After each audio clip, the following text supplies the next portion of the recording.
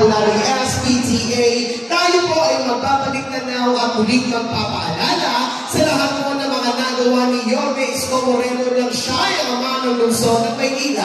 Sabay-sabay po natin panoorin to. Ang siyudad ng Maynila ay tinagurian ng perlas ng silangan, the Pearl of the Orient. Isa sa pinakamagandang siyudad pagkatapos ng rehimen ng Espanya. Subalit, sa kasamaang palad, ito ay binasak ng digmaan noong panahon ng Hapon. At simula noon, tila nahirapan na ang siyudad na bumangon. Hanggang ang isang anak ng siyudad ay tumayo at pinangunahan ang pagbabago nito. Mayor-elect Isko Moreno Domagoso now rolling up his sleeves to bring back the city's lost world. Ibabalik ko na po ang kalye sa mga taga-lungsod ng Maynila. At sa kanyang paglilinis ng siyudad ng Maynila, ginawa niyang araw ang gabi at hindi siya nagpahinga para lang isakatuparan ang kanyang mga pangarap sa mahal niyang siyudad. Nilinis niya ang mga dugyot na mga lugar ng Maynila. Unang-una, ang Divisoria, Lagos-Gulan Underpass, at ang Hidden Garden sa tapat ng Post Office. Ang mga liwasan ay kanyang pinaganda. Ang Carpilla, Arcelos Forest Park and the Circle, at ang paraiso ng Batang Maynila, at ang mga pangunahing kalsada kagaya ng Talaw at Taft Avenue ay kanyang inayos din. Inilawan pa niya ang Taft Avenue. Kasama ang pagpapalaganap ng peace and order, kaya bumaba ang crime rate ng siyudad. At sa tugatog ng kanyang kasipagan, isang trahedya ang tumuko sa Baseco. Maraming mamamayan ang nasunugan ng mga tahanan. Isang sakuna na dumurog sa mga puso ng mga taga-Baseco. At sa paghupa ng apoy, ang mga mamamayan na nasunugan ng mga tahanan ay ginawan niya ng mga matitirahan. Pagkatapos ng 3 buwan, ang mga nasunugan ay meron na muling tahanan. Nag-alag ng gusto ang kasipagan ng Batang Maynila, kaya marami pa siyang itinatayo ng mga tahanan sa loob ng napakaiksing panahon. Ito ang Condominium 1 at Condominium 2. Binondominium 1, San Sebastian Residences, Pedro Hill at San Lazaro Residences na hinamot sa mga disenyo sa Singapore. Nagpatayo pa siya ng maraming eskwelahan sa Maynila. Ito ang Rosario Alvario Elementary School, Manila Science High School, Dr. Alejandro Albert Elementary School, at Ramon Magsaysay High School, all 10-story, fully air-conditioned public schools.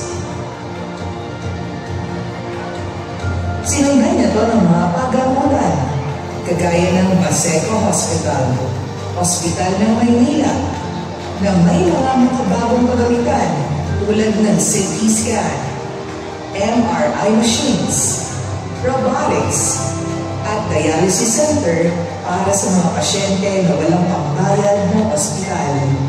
Tinupad din ni Yorme ang pangako niya sa ating mga lolo't lola sa pagbibigay ng benepisyo sa kanila tulad ng monthly allowance, birthday cake, black rice, and sure milk and vitamins.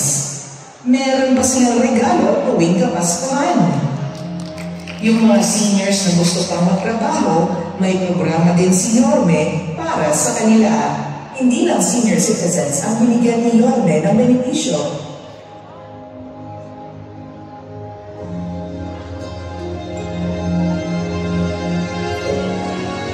Pati PWD, solo parent, teachers, and students of ELM and UDM.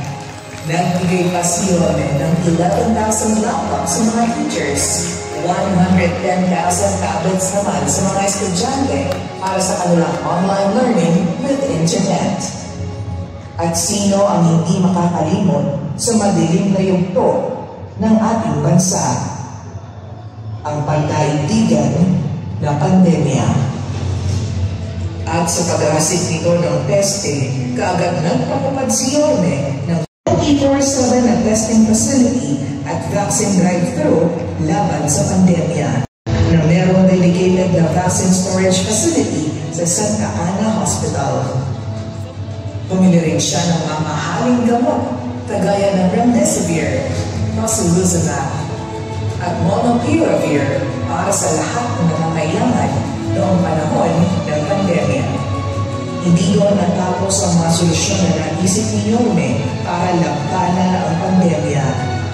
Dahil sa kakulangan ng mga pagamutan sa buong bansa, ang Batang Maynila ay mabilisang nakaisip ng solusyon. Ang Manila COVID-19 Field Hospital, ang pagamutan na itinayo sa loob lang ng 52 araw na tumugon sa kakulangan ng mga hospitals sa panahon ng pandemya.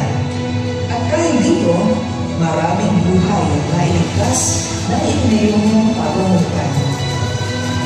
Dahil sa sama ng ekonomiya dulot ng pandemya sa buong mundo, ipinatupad ni Yorme ang Food Security Program. Nasa loob ng walang buwan, siya ay namahagi ng food boxes sa 700,000 families. Awa ng Diyos, walang nagulong sa lungsod ng Maynila noong panahon ng pandemya. Hindi niya nalimutan ang matagal ng pinapangarap ng kapatirang Islam. Ang magkaroon ng sariling libingan sa syudad ng Maynila. Sa pamumuno ni Yorme, umaliwalas, umanatag, at naibalik ang tayog ng Maynila.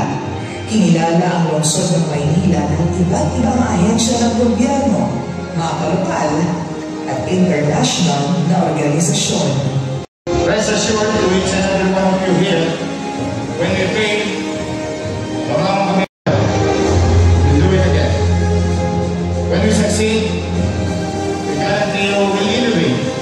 We will make it farther and reach more. We will be with you. Nobody will be left behind. Now together, let's make Manila great again.